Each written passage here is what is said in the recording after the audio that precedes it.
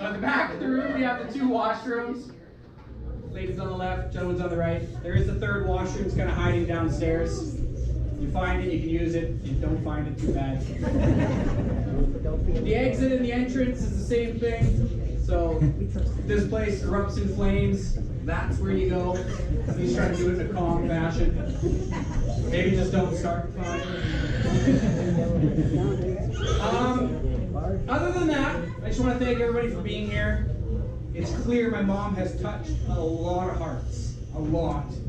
I'm going to do my best to stay composed, because I know if I stay composed, it'll help you guys stay composed.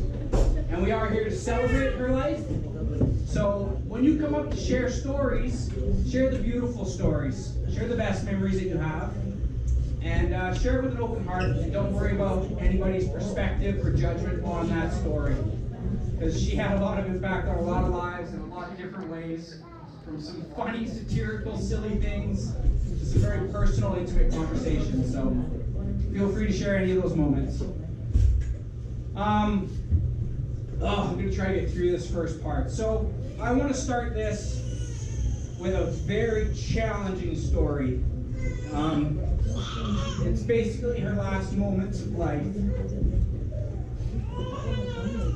It's one of those things that's so beautiful and so painful all at the same time.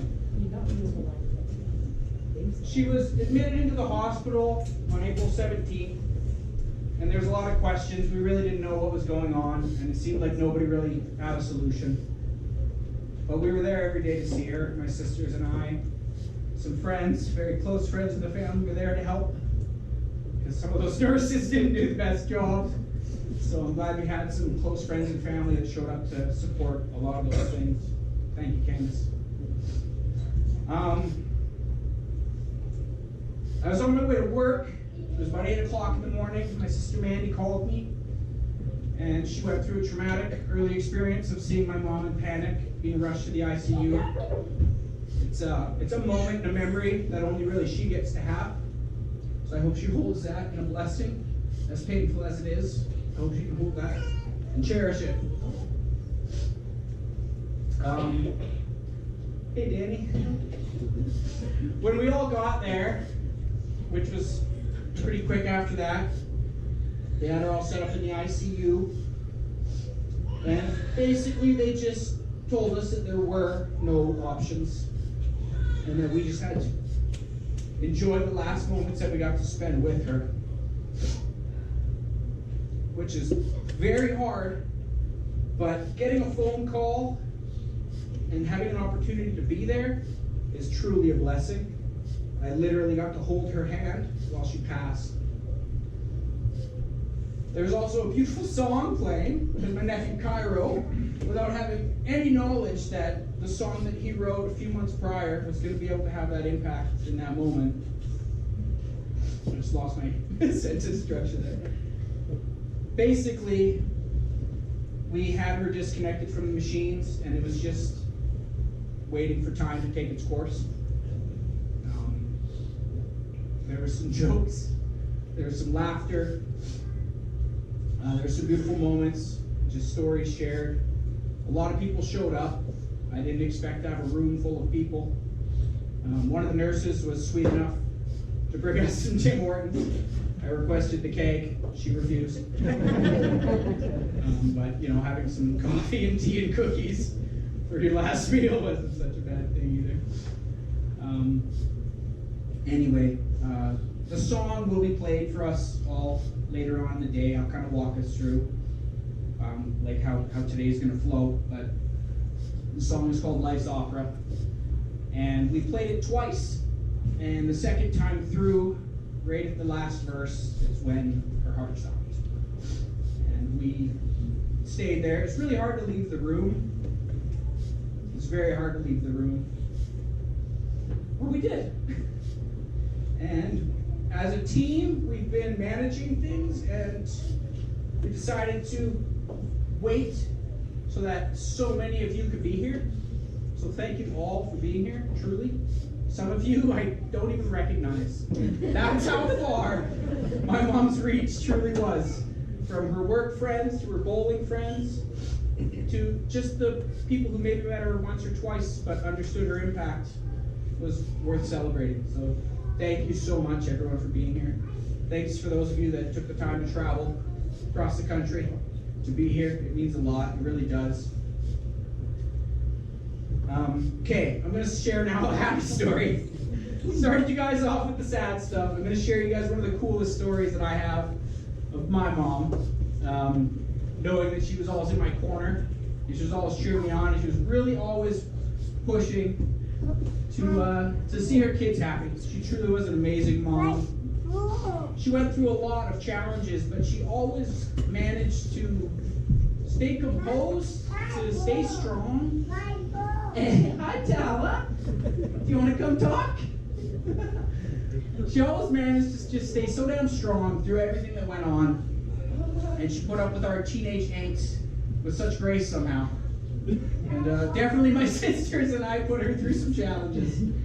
But she was always there for family and friends, you know. She was, if you reached out and needed her, she was there. Really, at the end of the day, she was there. So the cool story is it's a hockey story. I played hockey from like 4 to 14, and my mom was always there in the stands. My dad was always there in the stands too. But this story is a cool one. It was the day I had my first hat trick. And after scoring 2 goals and looking up in the stands to see my mom and my cheerleader, when I scored my 3rd goal, she grabbed the hat off of a stranger that was sitting in front of her, and she threw that thing on the ice unapologetically. Because if there was one thing my mom truly was, it was this genuine, true person who was unapologetic about being herself. Whether she said something that offended you because she didn't care, but honestly her heart was always in the right place. She was an amazing woman, and I hope so many of you get to share more stories when we get to that period of time. So here's how the whole day is going to go out today. You guys all have one of these. I hope when you came in you grabbed one. It kind of walks us through what we're doing. At the top is what we're doing right now. It says welcome and introduction, and then I added in the story part. You give me a mic, it's going to happen. We're going to follow this up with a beautiful song from Cairo, who actually I had no idea was such a good pianist. Thanks for doing this, bud. I appreciate it. No, I said pianist. Grand focus. I don't know what year. Teenagers. We're following that up with a eulogy that my sister wrote. I didn't want to go through reading it. I do want to have the authentic experience like the rest of you will have. Tala will probably help her through. After that, we're going to have an opportunity for everybody to share memories. So it'll just be an open mic. You can come up. Whether you just want to share something quick, it's up to you. It doesn't really matter. There's no pressure. But, you know, I think a lot of us would love to hear some of the stories that we haven't heard. Because my mom was not someone to brag or to ramble on and share crazy things. She was pretty introvert in most situations. So if there's stories, I would absolutely love to hear them or to just have a reminder of them. I mean, going through the thousands of pictures we went through and reiterating stories to my lovely girlfriend here was a pleasure. So I would just love to hear as many stories as you guys have. So we have quite a bit of time for that. After that, my sister Mandy is going to do a prayer for everybody, probably alongside Stella. And then we're going to follow that with another song. And this second song that Carl was going to play is the one that he wrote, and it's the one that played while my mom passed. It's beautiful, and every time I hear it, it hurts in a beautiful way. I hope you guys can connect to that song as well as I did. After that, my sister Sheena is going to lead us through the balloon release. We have all these beautiful balloons here. Yes, they're biodegradable. We care.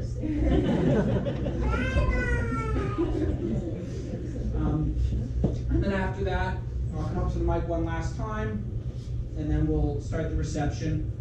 We'll have catering food outside. We have a lot of food, actually. I think we have more food than we'll need, so please eat till your heart's content. And that's it. Did I miss anything, sisters? No, that was beautiful. Good job. Cairo, my friend, my nephew, who's taller than me and has a full head of hair. If you'd like to make your way over to the piano, you want to say anything? Is the piano loud enough? He's gonna let the music talk. It's loud enough without the mic? So enjoy the slideshow while we listen to this beautiful song.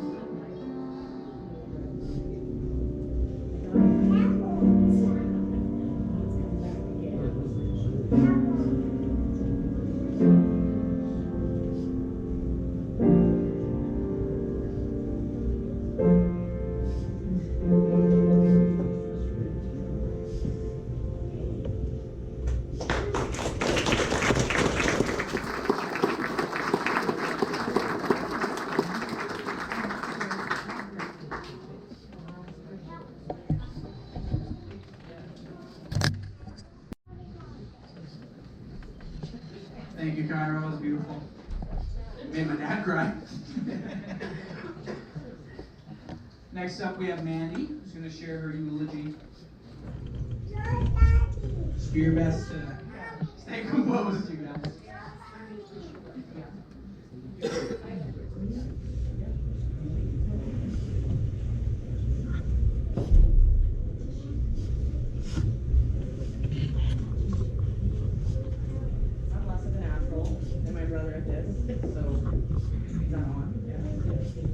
So I have to write.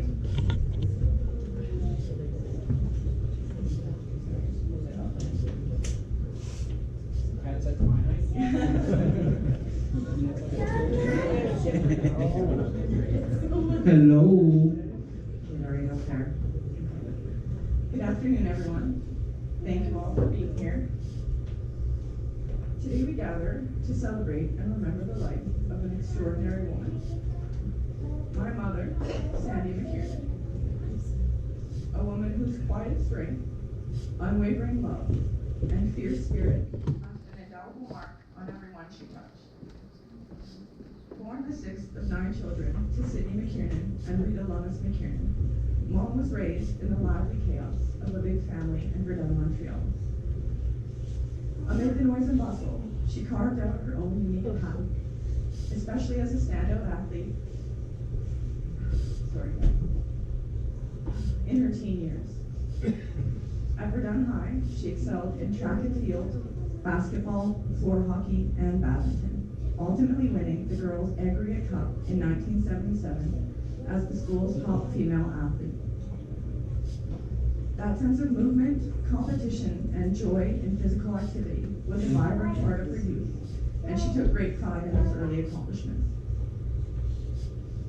One of her fondest early memories was taking her own mom on a trip out west to Kelowna, BC in 1979.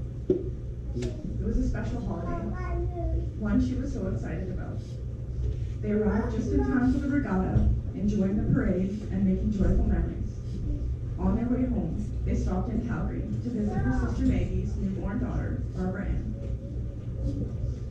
Recently, my Auntie June shared with me that Grandma had once described my mom as the daughter who carried herself with grace. In her style, her sports, and her relationships. That trip was a testament to that grace. A young woman full of life, honoring her mother, and leaving a lasting impression of poise and care. As she moved into adulthood, Mom carried those same traits: athleticism, determination, and grace into her parenting.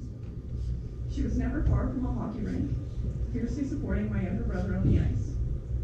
At home, she would turn our narrow hallway into a makeshift gymnastics floor, flipping and tumbling with my sister and me. And we all have fond memories of playing badminton in the backyard, where she never hesitated to smack us playfully on the butt with her racket if we sent the birdie flying onto the roof. Mom was a straight shooter.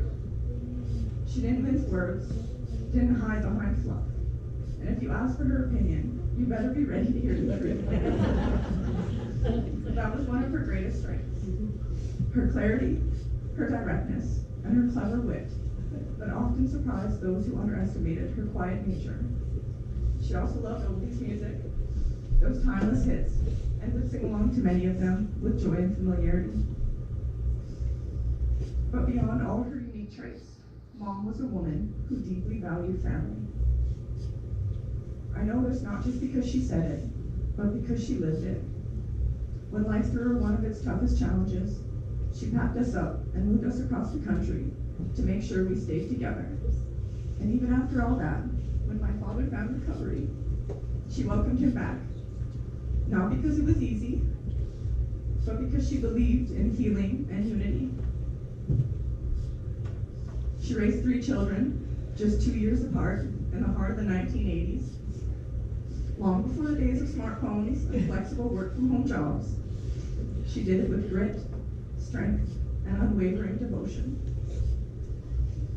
She worked tirelessly to support us, to build something solid beneath our feet, and we didn't make it easy either. When life demanded it, she found the courage to choose herself, to make bold decisions that would ultimately make her stronger and our lives better.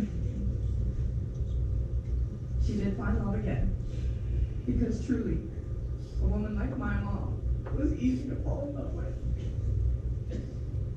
She carried warmth, strength, and a quiet confidence. Her heart was tested again and again, but it never stopped expanding. I'll never forget how she responded when I told her she was going to be a grandmother. She said, "What? Geez, Mandy, you couldn't have waited until I turned 50? That was classic Sandy humor.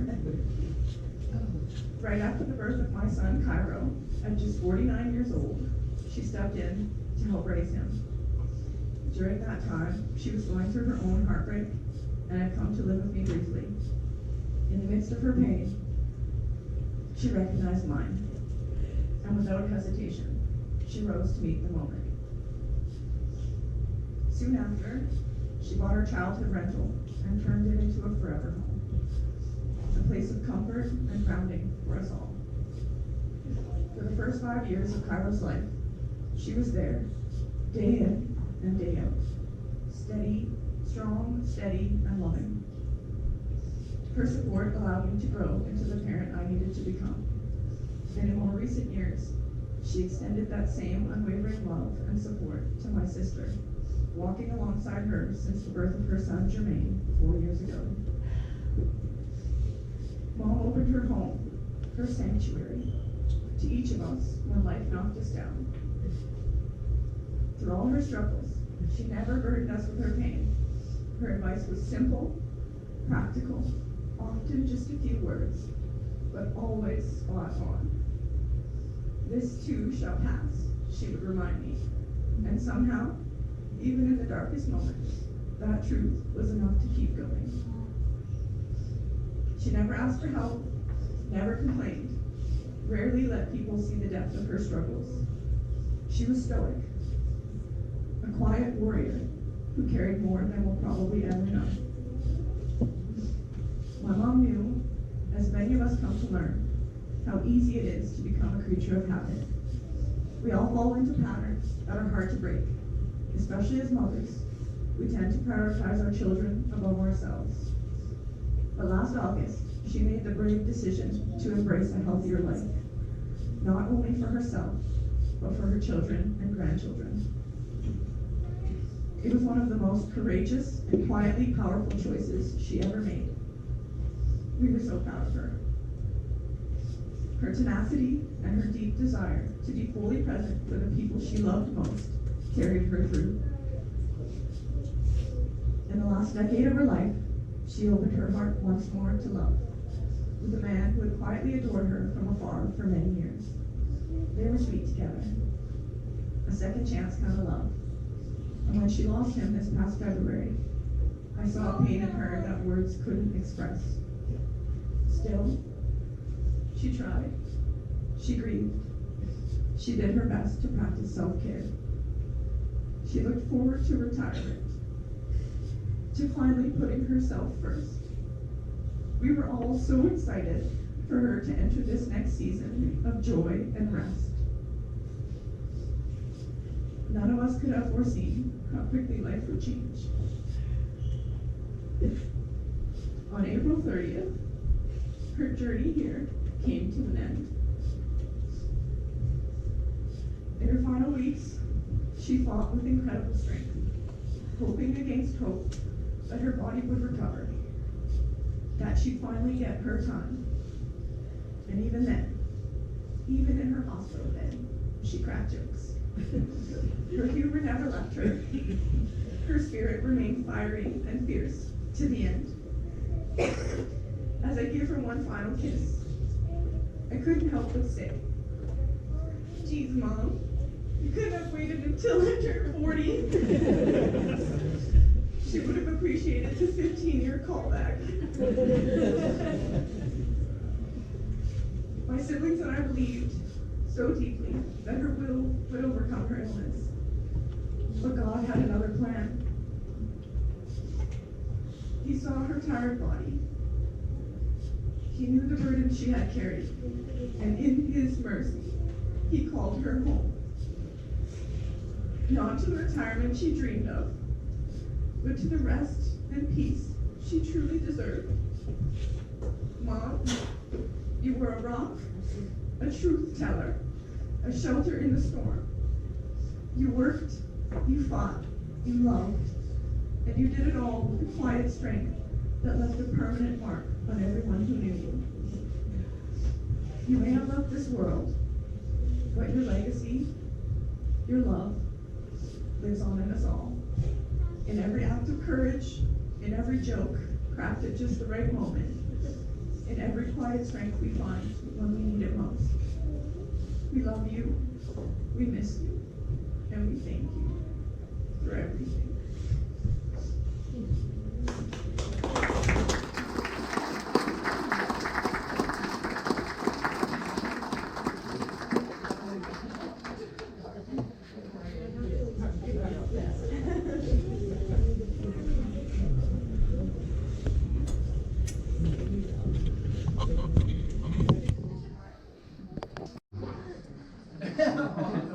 You took yours away. You heartless bastards. Mandy, that was absolutely beautiful. Thank you so much for honoring Mom. I'm glad I didn't read it.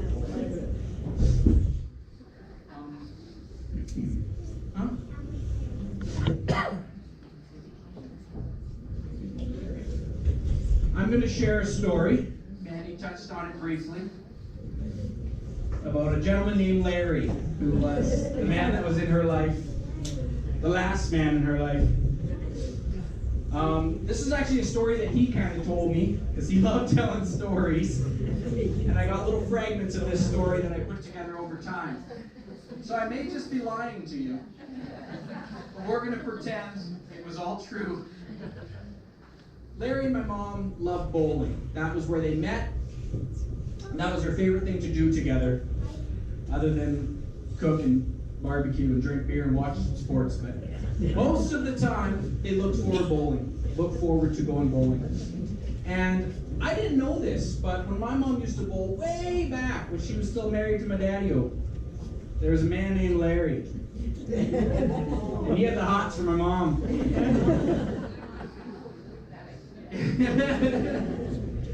However, it didn't matter because they were both taken. And he was a gentleman. He was an absolute gentleman. Then later on, after the divorce, she was available. He caught wind of that. And he thought, I'm going to take my shot. And then somebody said, nah, sorry, there's a man in the picture. Because, like Mandy said, my mom was very easy to love. So there's a man named Scott. And he was in the picture for a long time. He was a good man. And he took me to hockey. They met at hockey, actually, so it's entirely my fault they met. So sorry, Larry, I delayed things on you. And then, years later, she was available again. And Larry was available. And somebody said, Sandy's available. And Larry went, I ain't waiting on this job. I'm taking it. So, who knows what he said to her. But he said the right thing at the right time. Because they spent the last of their years together. And he was a good man. And they had a good relationship. And he was never afraid to share some of his very long, yet so damn interesting stories. And his daughter knows exactly what I'm talking about. I look forward to honoring him soon, Shelley. Okay. So, now we're going to open the mic up to anybody who wants to come up here. I know not everybody enjoys public speaking. However, I would just like you to think that she's here listening. And if there's something that you could share, long or short, just to honor her, we would all really appreciate it. So, look at that. Well, I guess we should start a bidding war on who wants to come up. Oh, she's walking over. All right, you guys. Mine will be quick and sweet. Okay, go on. Oh, look at this. Arm wrestle.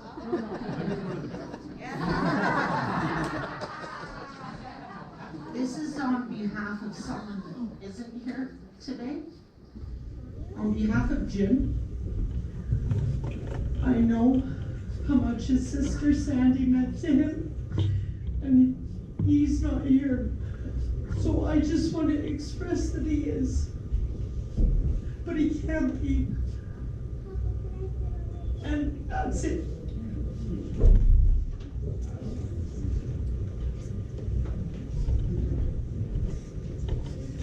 Thank you so much. We all love my Uncle Jim. There's actually quite a few pictures in here of them in his backyard. He loves to host barbecues in the summer. So Larry and my mom were both there quite frequently. It's not that one. They're much younger than that one.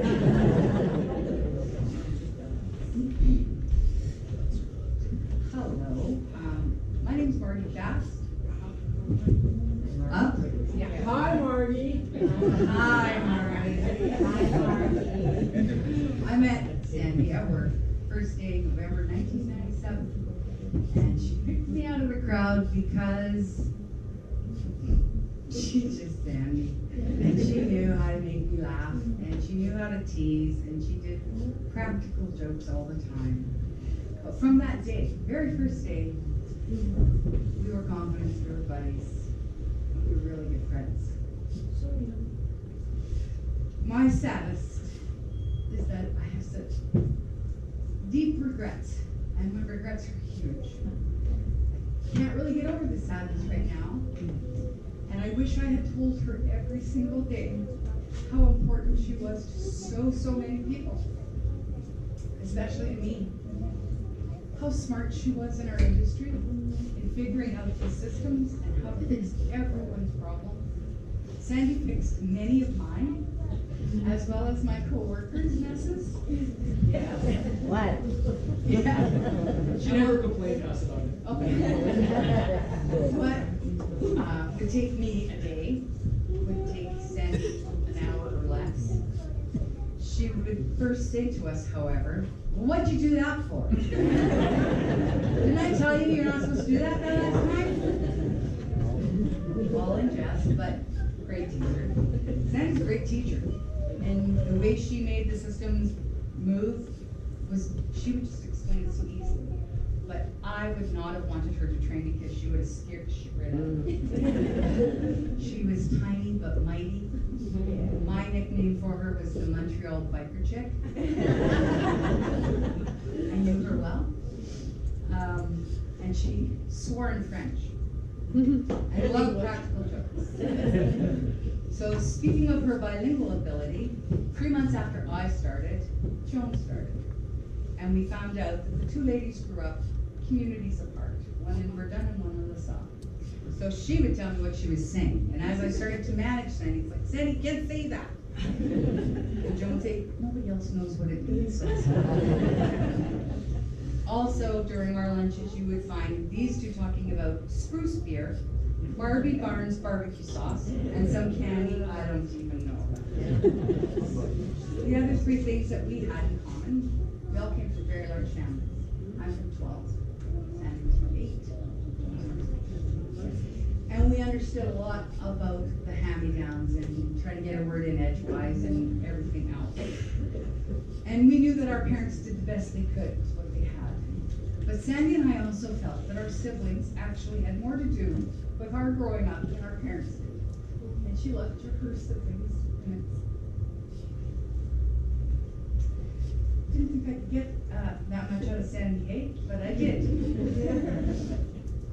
Sandy's kids were similar in ages to my kids. And the boys played hockey, and we would meet at rinks and whatever else. And yes, they would. Daughters would beat you up. Yes. But Sandy and I talked about everything. Good or bad, didn't matter. There's no judgment. We just knew it had to come out. Sandy was not an emotional person. She held it in and she processed. But if the situation was bad or not as good as she could handle, she would come and talk. But she hated asking for help. Hated asking for help. So it would almost be like you had to force feed her, "This is what we're doing, this is what we're gonna do, on Tuesday we're going." She would take it, but she didn't want to take it. Very proud woman. Even if Sandy did have bad times, and there were ups and downs, we all knew about them, we all have them, she was always at work. She was always there for her kids, she provided a home, and she was always there for us, her friends. When my mom passed, Sandy sat by me asking how I was, and I told her I was overwhelmed with emotions and I had no energy to get anything done. Well, I have a lot of energy, so that says something. And so Sandy said to me, "Well, who made you Superwoman?" And I laughed and I said, "But I have a cape." And she laughed and she said, "Not necessary at this moment." And she gave me a big hug. Sandy enjoyed her family. She and Amanda did that, and her grandchildren. She loved hosting her annual birthday party barbecue. She loved her beer. She loved bowling. And even though I didn't bowl, and nor do I drink beer, she didn't bowl that amazing. Joan and I were to see her the Tuesday before she passed. Thank you very much for giving us the opportunity. We had a great visit, and even in her tired state, she was able to tell Joan to F you, and told me to shut up. I love her. When we left, we got a good hug, and we said, "I love you, and I'm grateful." That little tiny warrior couldn't fight what was going on with her body. To Sandy, you worked so hard for everyone. And I know Larry was there to greet you, and may you know that the peace you have at this time is well warranted. You deserve so much more from life. And when I think of you, all I say is I love you, Sandy. So be kind, have patience, love, and kindness for everyone you meet, because you just don't know when you won't see them again.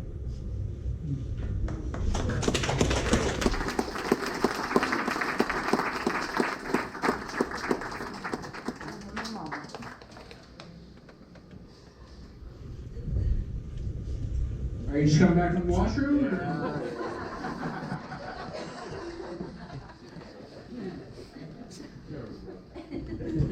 Everything she said is true. My mom was something special. In so many ways. Anybody else? Heather, you have some beautiful stories. Are you sure you don't want to come take the mic? You're gonna start pulling hands here, guys. So, when my mom's mom passed, one of my biggest regrets was not going up to say anything. Daniel was the only one with the courage to do that. And he made a funny joke about the comparison between grandmas and Google, because Google didn't exist. And I remember it like it was yesterday because it was absolutely inspiring. And it was honestly one of my biggest regrets of that day, was that I didn't have the courage to do it. So I really hope some of you can just get through it, share something beautiful. She would really appreciate it. No pressure though. I'm worked with Sandy for a good many years, and the reason she told me to F you was there was a speech therapist there to see if she was following properly, and I asked her if she could help clean up her mouth. She turned around and said, F you, Joe.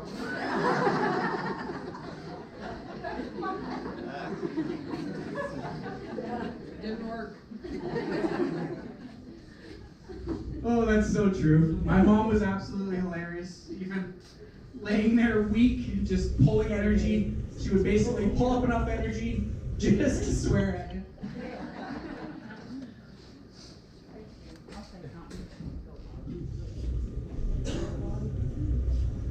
Just looking at the slideshow here, I don't know if the picture with Sheena in the golf cart is the time we went with That her was us? golfing, but man, she was always up to do anything. And I remember she took off, I don't even remember, but she had her shirt folded up. She had a whole pile of golf balls in there. And I was like, what are you doing? She's like, look at all these balls I found. I'm like, Sandy, those are range balls. That's how I'm close enough to the driving range. Score, but it was pretty funny.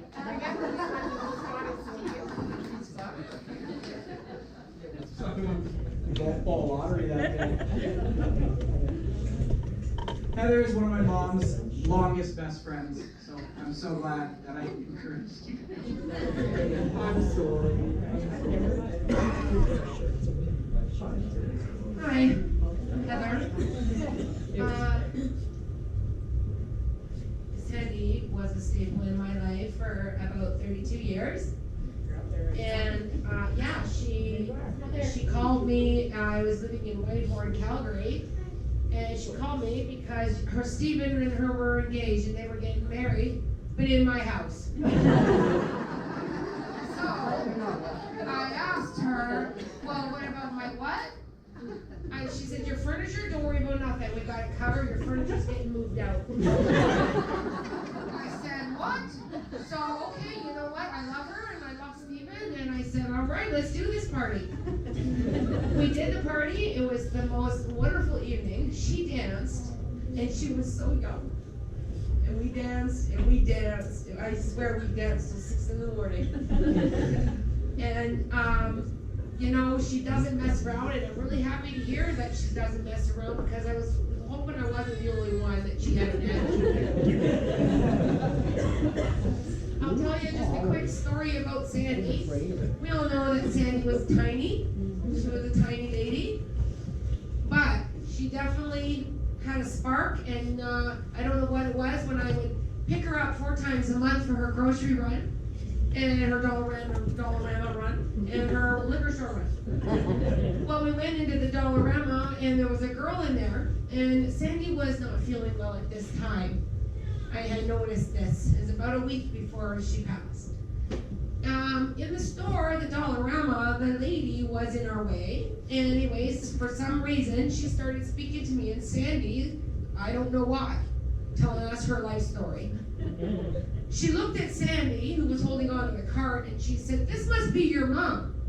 Sandy says, I should punch you in the face. I said to her, stop. And I said to the lady, this is my best friend. I was gotta stop picking fights you can't handle. Because I was just getting over a broken shoulder and a broken arm, and I cannot fight. But I'll never forget that she said right to this girl, I should punch you right in your face. And Sandy was somebody that never was not there for me. Never. She was sometimes hard, sometimes sweet, kind, lovable, but she was proud of her kids. And she always just talked her kids, her grandbabies, That's all I ever heard. And it's okay, because her kids are my kids in my heart. Her passing has affected me enormously, and I will miss my 11 o'clock in the morning phone call. I do still call her voicemail because I haven't let go in some way. But I know today is a day of healing and remembrance. I know too, she is looking down on me now, and she's saying, I can't believe you're wearing a fucking dress. She knows I'm a t-shirt and sneakers girl. But you know what? This is for you, babe. And I love you and I miss you.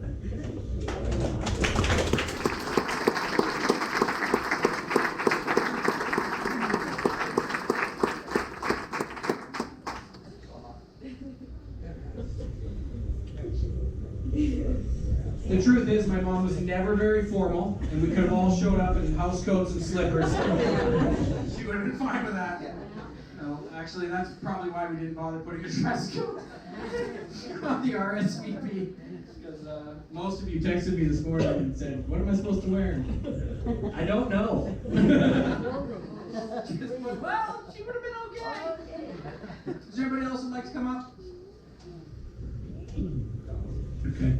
Oh, yeah! You know what? I should always do this for a living. This is going very well. Push her.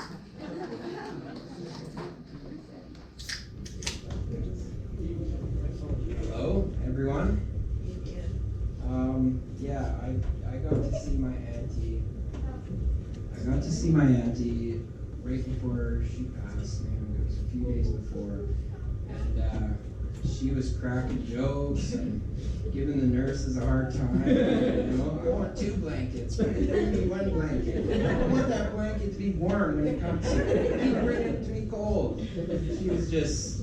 It was great, and we had a moment before I left where it was pretty touching because, she's not very, we don't hug often or anything like that, and somehow we both just knew as I was leaving that we should just hold hands, and we held I held her hand for about a minute, and it just, I'm just so glad I got to do that before she passed. And I know she's here right now with us, and if anyone else wants to share, I'm sure she'd be super happy. Yeah, that's all I got for now, guys.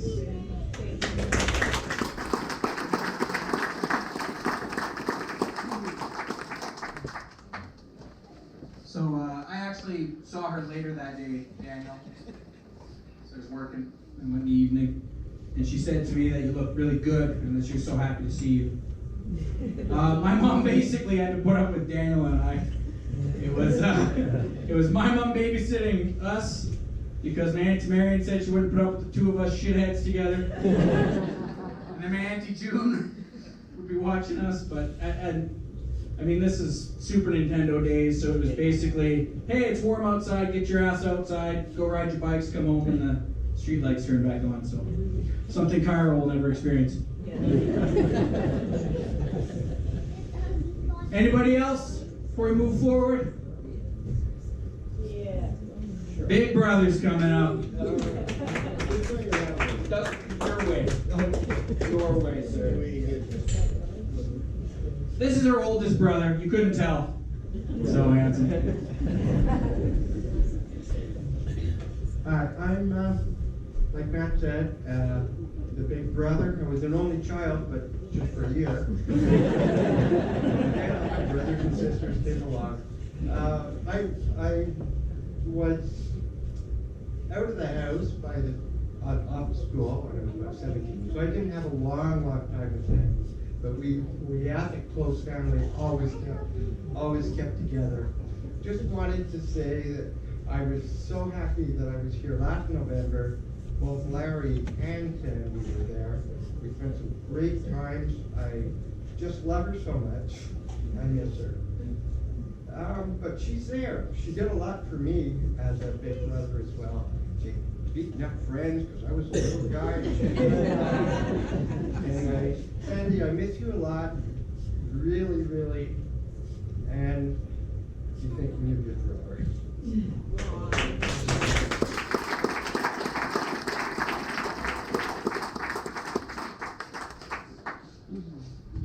So, a couple weeks my mom was in the hospital. It's true, she was cracking some jokes. This one's on you, Uncle Terry. So, you guys know. It'll make sense. Really, it's making fun of all the Wentz, to be honest. So, to be clear, the Wentz is my father's side of the family. My brother included. Yeah. Oh, I'm included in this, don't worry. We'll get there. So, my mom was sitting in the bed and she had her knees bent up towards her chest and she was looking down at the back or the top of her knee where the thigh and the knee meet, and she started giggling and I was like, what are you laughing at? And she's like, my knees look like the back of Terry's head. Which really means the back of all our heads. So, even in those final friggin' moments, she just found a way. She also made another reference. Helena was really concerned about her care while she was in there, and we had her move to a room where she could be isolated because there was something in the hospital and they just wanted to make sure she didn't have it. So they moved her to isolation, which was great because she just got a room to herself for a little bit, which was nice because there was a crazy lady in one room. Pretty nuts. Anyway, the bed was facing a door that goes into the washroom. And Helena was very insistent we close that door because she didn't think it was a nice sight seeing the inside of a washroom. And then me and Helena, I was like, well, I think we should leave it open in case she's got to go there. I don't want her to have to fight with the handle. And he was like, yeah, but it's kind of an ugly sight. And we went back and forth for like 30 seconds, and my mom went, you guys, I sleep with my eyes closed. So we opened the door. Is there anybody else who'd like to share a beautiful story before we move forward? Okay. Well, feel free to share your stories amongst each other after this. I understand it's a lot to come up to the podium. That's why my sisters made me MC. For some reason I'm good at it. Okay, Mandy, would you like to come up? We're all going to let Mandy follow us through a prayer now. This isn't about any kind of religion or anything like that. This is just about saying some beautiful words. So the mic is yours.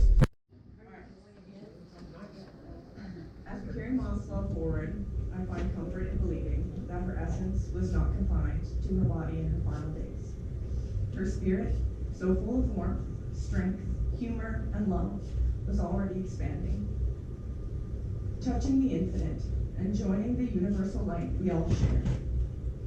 I've been reading a book called Dying to Be Me by Anita Moriano, who describes feeling an unconditional love and oneness during her near-death experience, seeing and hearing beyond her physical form. I believe Mom's soul was similarly boundless, already on its journey to a place of peace.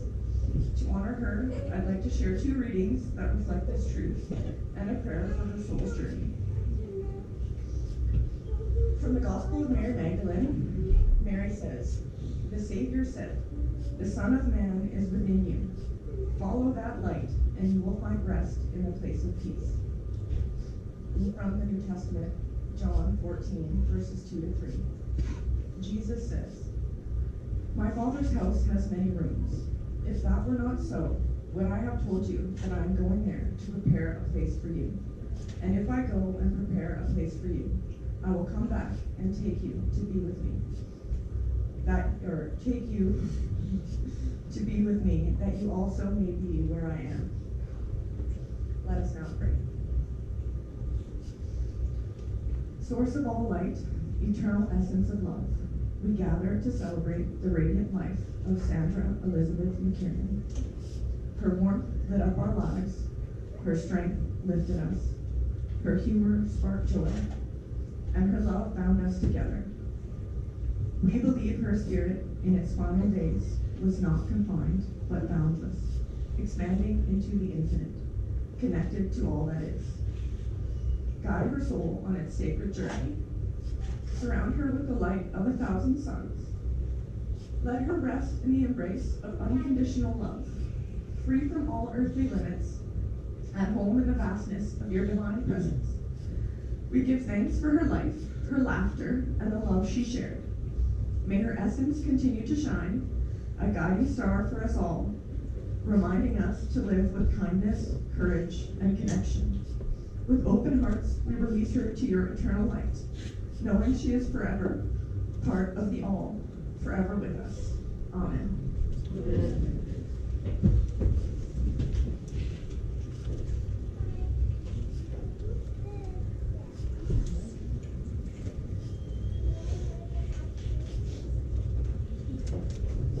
Thank you, Mandy. Love you. Okay, you guys. You ready? Carl's going to go up now, and he's going to play a song that he wrote, not knowing the impact it was going to have in my mom's final moments. I've also noticed that by entire fluke, that the slideshow has been lining up with stories very well. So maybe she's here forcing that along, because that was not planned and it's been working out surprisingly well. So let's all be quiet. Let's enjoy this beautiful song that Kyra wrote himself.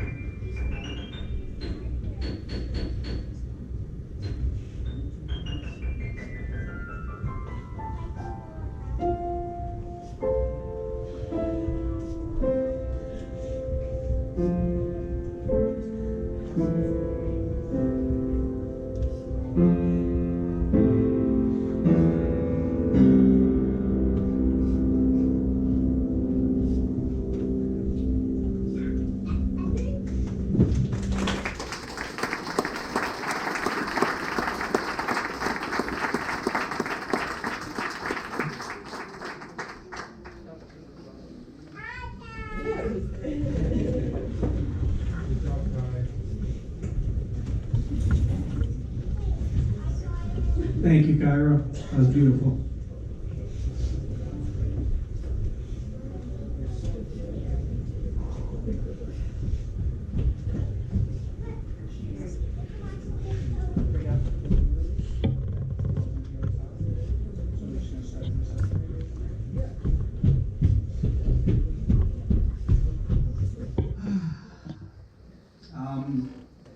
Thank you, everybody.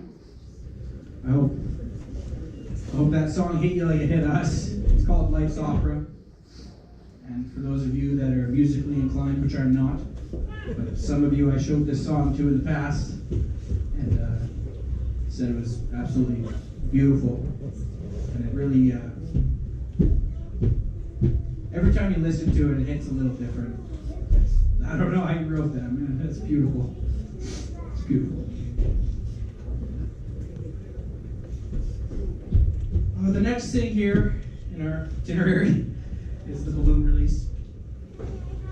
How are we doing on time here? 3 o'clock.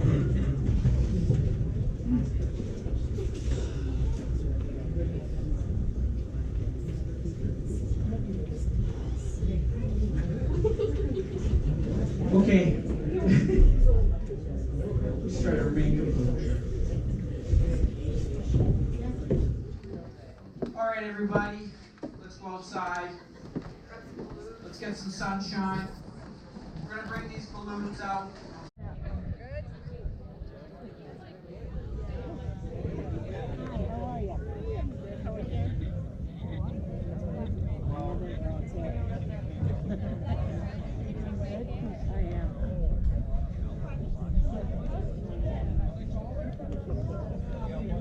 What's Maureen talking about hiking up hills? No. She said she isn't hiking.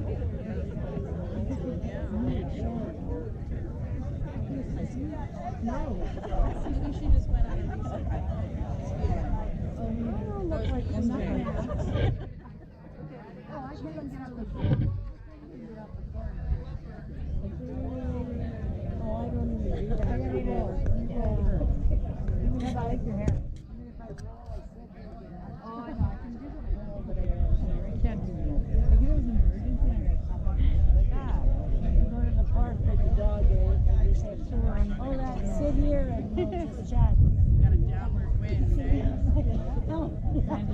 Say, view him when Army's gonna pull me back up. Exactly. It's like, oh.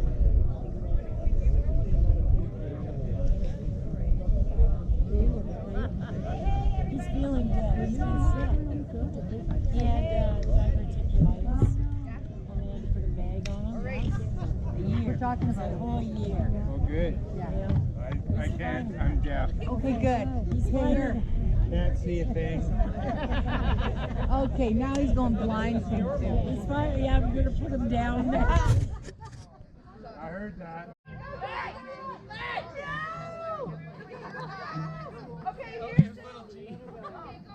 Here's to the lady that gave us life, the one who was there through all the ups and downs, the friends, the one who loved us unconditionally. This is not a goodbye, it's a release of your soul, because we know it's still tied tightly to this world. Worrying and hoping we'll be okay. Mom will be okay. Though the loss of your physical presence brings us deep sadness and pain, we know your spirit, your energy will continue to protect us and guide us. We release these balloons for you. May they rise as high as our love, and may you feel us sending it to you every single day. All right, ready? Go! Love you! Love you!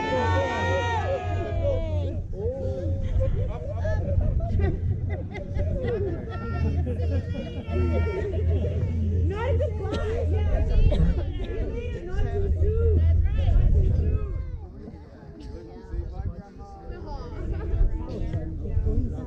All right. Okay. All right.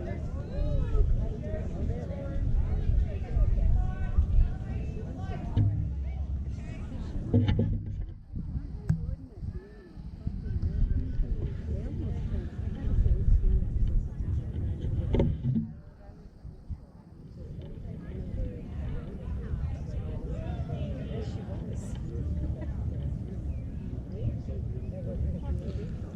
Perfect view for a send-off.